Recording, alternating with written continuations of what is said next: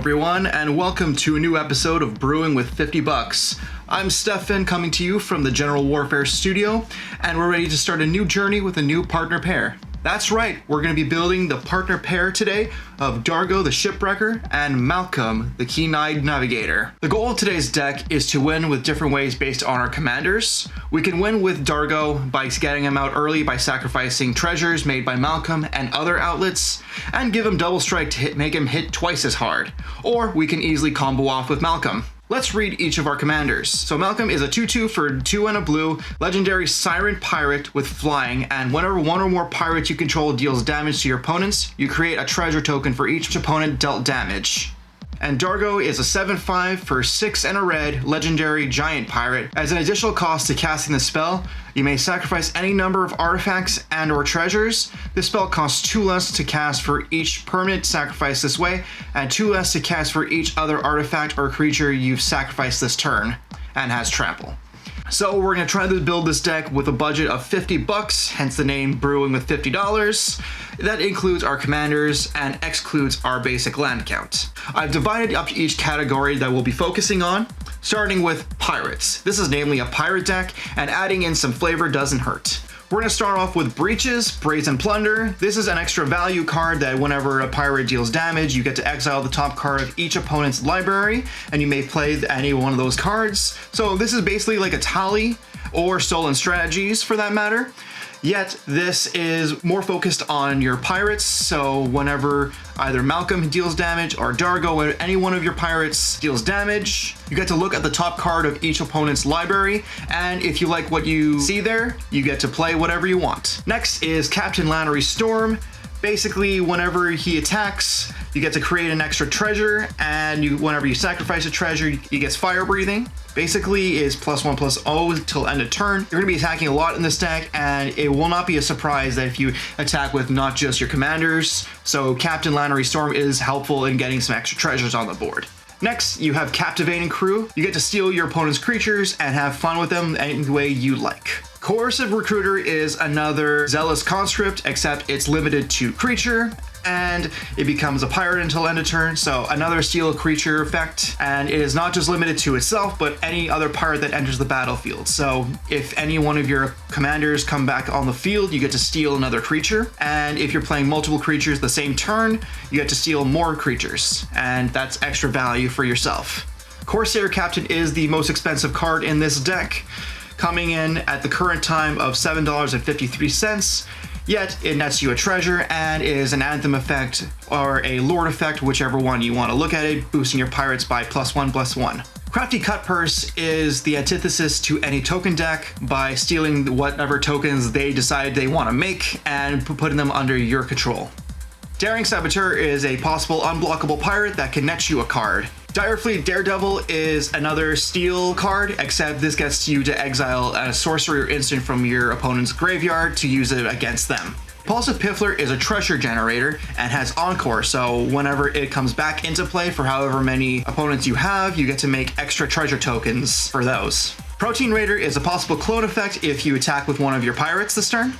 Siren Lookout is explore value, basically either netting you a card or giving a +1/+1 counter on top of itself. Siren Storm Tamer is a flying pirate with the ability to sacrifice itself to counter any spell or ability that targets you or any of your creatures you control. Warkite Marauder is a turn to frog on a creature, and it also has flying, so whenever it attacks, it just turns to frog whatever creature your opponents have. And Zara Renegade Recruiter is extra value for whenever it attacks, you get to look at your defending player's hand, and you may choose a creature to put on your field and attack them with it. I've already made a list on Zara and on Dargo. You can check out those videos on the top right of your screen right now. Our next category we're going to get into is treasures.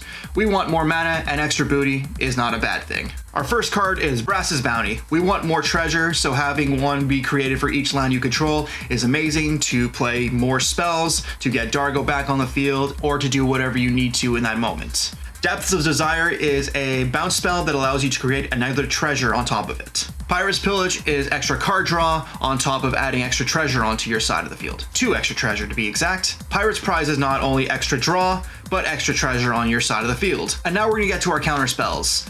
our way to defend ourselves from our opponent's trickery. Our first card is Admiral's Orders. It's a general counterspell, but with the added bonus to reduce the cost if you've attacked this turn with a creature. Our next card is the old-fashioned counterspell. Our next card is Disdainful Stroke to counter any target spell with converted mana cost 4 or greater. So whenever our opponents are trying to play their big spells, their game-winning spells, we can counter them if they're 4 or greater. Hornswoggle is a counter creature spell that allows you to add an extra treasure on top of it. Hypnotic Sprite is a counterspell for converted mana cost 3 or less that you can exile and put it back onto the field as a 2/1 flying fairy. Juari's Disruption is a counterspell unless the controller's plays 1, but you can also flip it to add a blue to the field if you're missing a blue.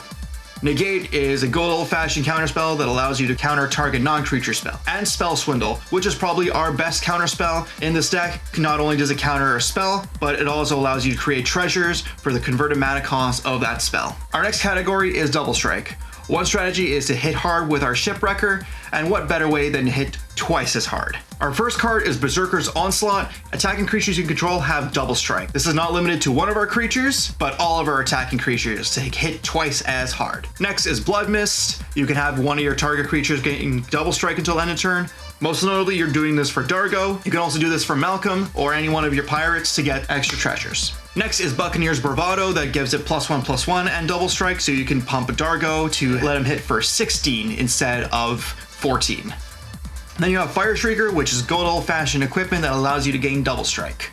Our next card is Grappling Hook, which gives a double strike and the added bonus to have one target creature block it if able. So if the creature is lower, you can have Dargo hit once on the creature, killing it, and the second hit will go through. Our next card is Rage Reflection, which allows all your creatures to have double strike. The same thing as Berserker's Onslaught, but it's all creatures instead of just attacking creatures. Ranking Claws is another instant that allows you to have double strike with the added ability to cycle the card.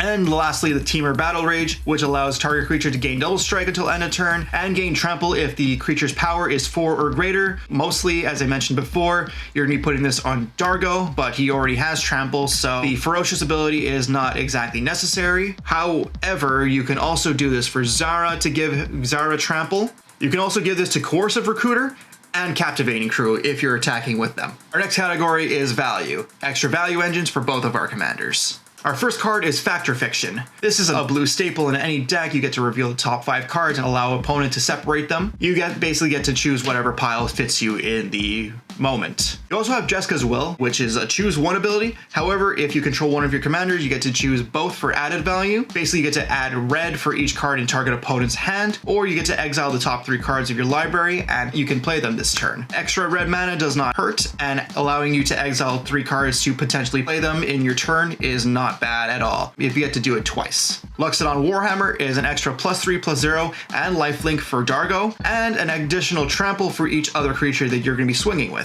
Makeshift Munition is extra value for the extra treasures you're going to be making. You could sacrifice them to ping your opponents, or you can ping one of their creatures as well. Molten Echoes is basically choose a creature type, aka pirate, and you get to create tokens for each one of those creatures that come into play.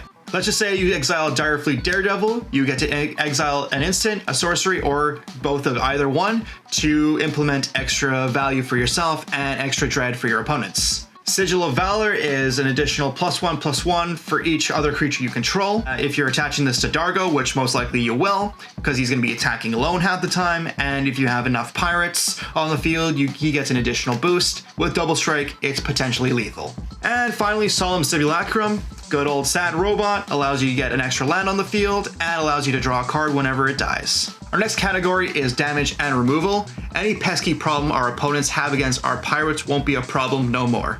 Our first card is Mizia Mortars, which allows you to deal 4 damage to target creature you don't control, and you get to overload it to deal 4 damage to each creature you don't control if their toughness is low enough. And if you have Makeshift Munition, you can just whittle away the extra damage that you need to get rid of those creatures. Next is Abrade. You get to deal 3 damage to any creature or destroy an artifact. Pongify is destroy target creature and give him a 3/3 green ape. And Reality Shift is exile target creature if controller manifests the top card of their library. Our next category is Tutors and Haste. Need a piece to your puzzle? No problem. Our first card is Drift of Phantasm. Normally you're not going to be playing this for its creature ability. You're going to be transmuting it for one of your combo pieces. Most notably, you're going to be doing this for either Lightning Rig Crew or for Glinthorn Buccaneer, which we will get to in just a minute. Next is Trophy Mage to get an artifact with converted mana cost 3 or less, to get one of our 3-costed ramp spells, or to get one of our artifacts for extra value. And finally, we're adding Anger to the list, only to give haste to all of our creatures. Giving Dargo haste is scary. What's even more scary is giving him double strike. Next is our combo pieces. This is our end game, basically. Our first combo piece is Freed from the Reel. So you can attach this to either Malcolm or any other creature, and you get the added ability to tap or untap a creature. Most notably, you're going to be using this for its untap ability, especially with Malcolm if you're pairing it with him.